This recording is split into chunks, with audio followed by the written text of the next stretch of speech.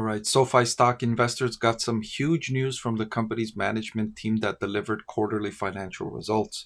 I'm going to go through the details here and reveal information that's not obvious, right? You've probably seen the obvious headlines with the company's revenue and earnings per share numbers, but I'm going to dig deeper, look at more critical details that's beneath the surface that's critically important for SoFi stock investors. So let's get started. I want to thank the Motley Fool for sponsoring this video. Visit fool.com/Parkev for the 10 best stocks to buy now. So the company reported that the fourth quarter net interest margin, keep that in mind here. That metric is critically important for SoFi stock investors. The net interest margin of 5.91% increased by 34 basis points from the previous quarter when it was 5.57%. But it decreased 11 basis points from last year where it was 6.02%. For the full year, the NIM of 5.8% was down 8 basis points from 5.88% in the same metric last year. Why is this important? So the net interest margin for a company like SoFi that engages in so much lending is still a very big part of the company's business, not just in terms of revenue, but also its balance sheet. And when lending is a big part of your business, you want to have a good net interest margin. This takes the cost of capital and takes it against the return from capital, and that's what gives you the net interest margin. How much do you earn from lending money versus how much does it cost you for that money? And that's the net interest margin. SoFi is in the business of essentially selling money. Like Walmart, which sells things, it's important for Walmart to get a higher price for the things that it sells compared to the price that it pays for the things that it sells, right? Walmart sells things, right? SoFi sells money. SoFi gets money and then lends it, right? So SoFi's money, the cost of its money has been actually decreasing, but the returns on that money was also decreasing. And that's for a number of factors. Number one, as we'll see a little bit later, SoFi is paying less what it seems like on its APY.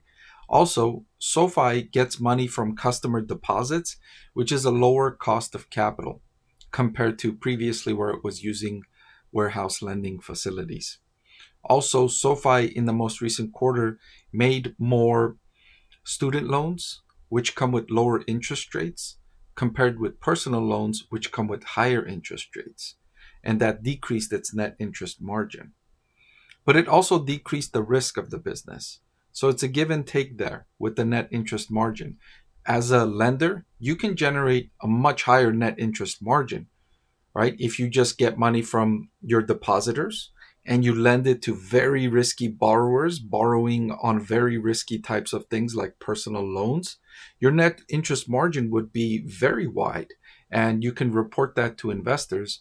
But investors are smarter than that. They know how to look under the surface and realize where your net interest margin increase is coming from. If it's coming from the fact that you're taking more risk and lending to more risky borrowers, they're not going to give you credit for a higher net interest margin.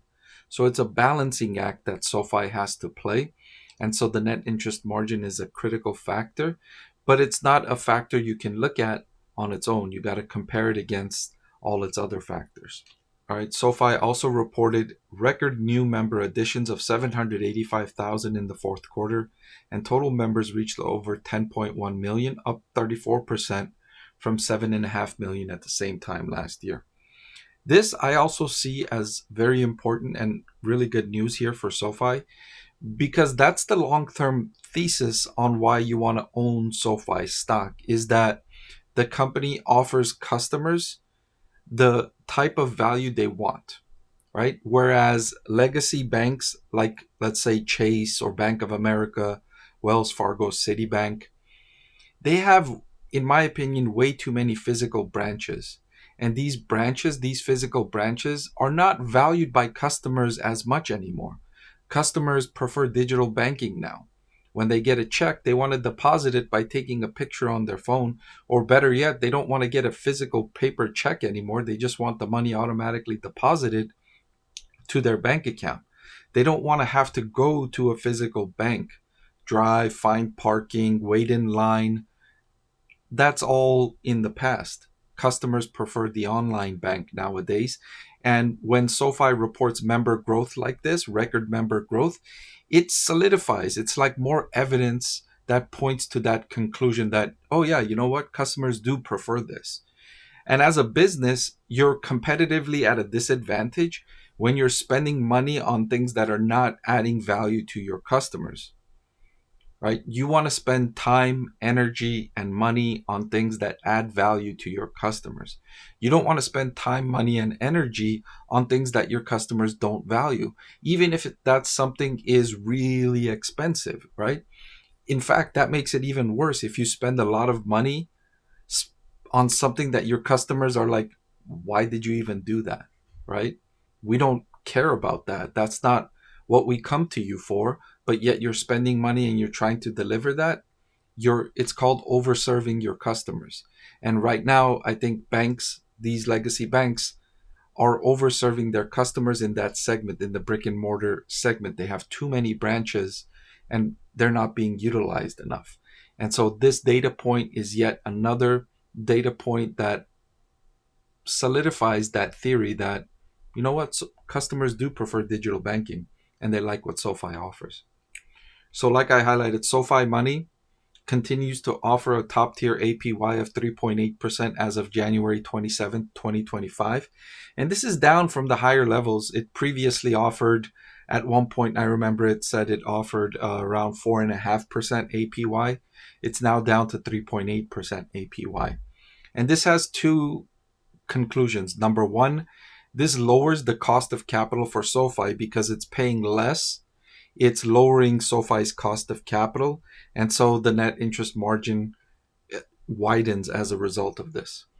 On the second hand, though, this APY is one reason why customers join SoFi because it has the best APY, one of the best APYs out there. But if that APY is decreasing, it lowers its competitive advantage. One of the reasons why people switch from these legacy banks like Chase and Bank of America is because Chase and Bank of America, they offer around 0% on your money. And so going from 0 to 3.8% is a big upgrade and a big reason why you switch banks, right? But if this APY is dropping and coming closer to 0%, then that reason to switch to SoFi is diminished. And so that's the sort of give and take there with SoFi. Still, total deposits increased to 26 billion, so that was good news. It didn't stop deposits increasing, with over 90% of the money coming from direct deposit members. And direct deposit members are the highest value members because if you're getting your paycheck into this account, that's probably the account you're using most frequently. That's probably the app that you're opening most frequently. That's the website you're visiting most frequently. And so that's a higher value customer. That's the customer that SoFi is attracted to. It wants those higher value customers. So these are all interesting developments that SoFi stock investors need to know if they're considering investing in SoFi stock.